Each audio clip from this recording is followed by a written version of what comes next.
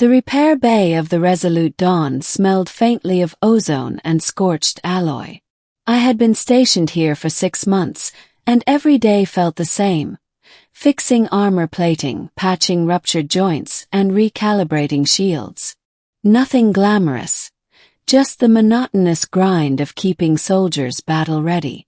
The Galactic Confederation had assigned me as a combat engineer, not a soldier. My tools were wrenches and plasma welders, not rifles. Still, I knew that without people like me, the war against the Dravari, ruthless reptilian invaders who scorched planets, would already be lost. That night, the doors to my bay hissed open with a sharp "eh." I didn't look up right away, too focused on rewiring a busted kinetic dampener. But I felt the presence before I saw her. Broad-shouldered. Shadows stretching across the deck. When I raised my eyes, my breath caught. Commander Ceres Valcara. The alien warrior who had become a whispered legend among both her people and mine. She was from the Titoanan Dominion, an allied species known for their fierce honor and unmatched combat ability. Her armor bore scars like trophies, each gash telling the story of a battle survived. Engineer. Her voice was low, almost growling, but feminine all the same. My armor needs repairing. Now. I swallowed hard. Yes, Commander. Place it on the rack. Instead of removing it, she stepped forward, towering over me. Her skin had a faint shimmer, like starlight trapped beneath pale silver flesh. Her golden eyes studied me with unnerving intensity. Some of these systems are integrated, she said. You will repair them while I wear it. That was unusual. Armor repairs were almost always done with the unit detached. Still, who was I to argue with a decorated warrior twice my size? All right, I muttered, powering up my diagnostic scanner. Just don't move too much. Middle, repairs and revelations. The first issue I spotted was along the chest plating. A cracked seal, leaking microfilaments of energy. I lifted my plasma torch and carefully guided it across the fracture.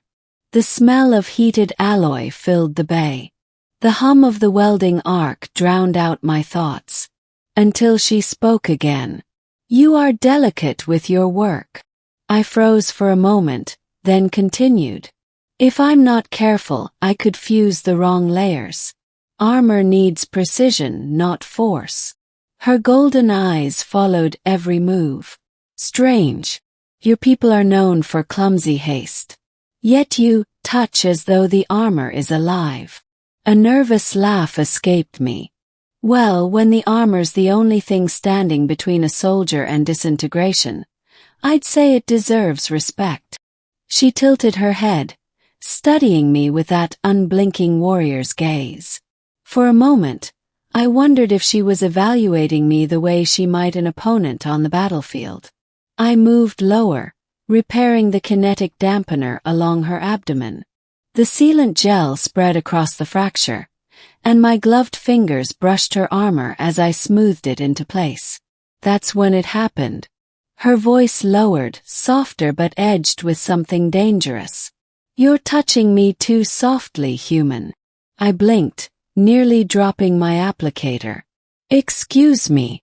Armor must be handled with firmness, she continued, golden eyes narrowing. You press as if afraid it will break. Or is it not the armor you fear touching? Heat rushed to my face. I am just making sure it settles properly. Nothing more. Her lips curled slightly, almost like a smirk. Interesting. I forced myself back to the work, heart pounding. She was testing me, I told myself. Chowanan warriors thrived on dominance and intimidation. That's all this was. But part of me wasn't so sure. Hours passed as I repaired circuit after circuit, joint after joint. She stood perfectly still the entire time, watching, her presence both unnerving and magnetic. I found myself noticing details I shouldn't. The faint pulse of light beneath her skin where veins glowed with bioluminescent energy, the sharp curve of her jawline, the way her breathing remained steady no matter how close I leaned. At last, I moved to the final repair, a deep fracture along her shoulder plating. The alloy was shattered, and the internal servos were dangerously exposed. "This will take a bit longer," I warned. She didn't answer, only angled herself so I could reach more easily. I worked carefully, layering strips of reinforced plating, welding them seamlessly, then adjusting the servo alignment. My hands brushed her shoulder more than once, the vibration of her armor resonating into my fingertips. "You hesitate again," she murmured, her tone unreadable. I swallowed hard. "I don't want to cause damage." Her gaze softened just barely. "Strange human. So many others see me only as a weapon. But you treat even my armor as though it matters." Something in her voice had changed. No longer teasing. Almost vulnerable. Before I could respond, the ship's klaxons wailed. "Alert! Dravari vessels detected. All crew to battle stations."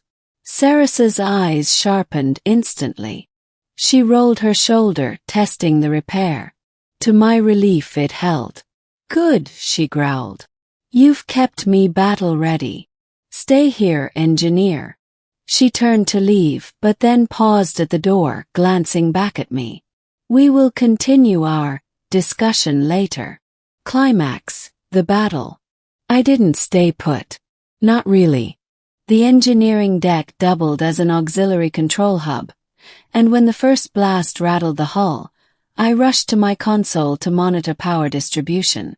The Dravari had launched a full assault, 3 cruisers hammering us with plasma fire. The Resolute Dawn shuddered under the onslaught. Reports came flooding in. Shield generators overheating, weapons offline in Sector 9, casualties on Deck 3. Then I saw her feed. Commander Ceres, already on the front lines. She tore through Dravari boarding parties like a force of nature. Her repaired armor deflecting blows that would have gutted her minutes ago. Every strike, every movement was flawless. And yet, I noticed something. The shoulder plating I had repaired took hit after hit. Each time it held. Pride swelled in my chest. I had done that. I had kept her fighting. But then the power readings spiked. One of the reactors was destabilizing. If it went critical, half the ship would vaporize. "Damn it," I muttered, grabbing my toolkit. I raced toward the reactor chamber, alarms blaring. By the time I got there, the heat was unbearable. Plasma conduits spewed sparks, and the stabilizer core pulsed violently. I dove in, hands moving on instinct, sealing ruptures, rerouting coolant, patching the reactor's failing systems. Sweat stung my eyes, but I didn't stop. If I failed, everyone, including Ceres, was dead. Suddenly, heavy footsteps thundered behind me. She was there. Armor scorched, blade dripping with alien blood, eyes blazing.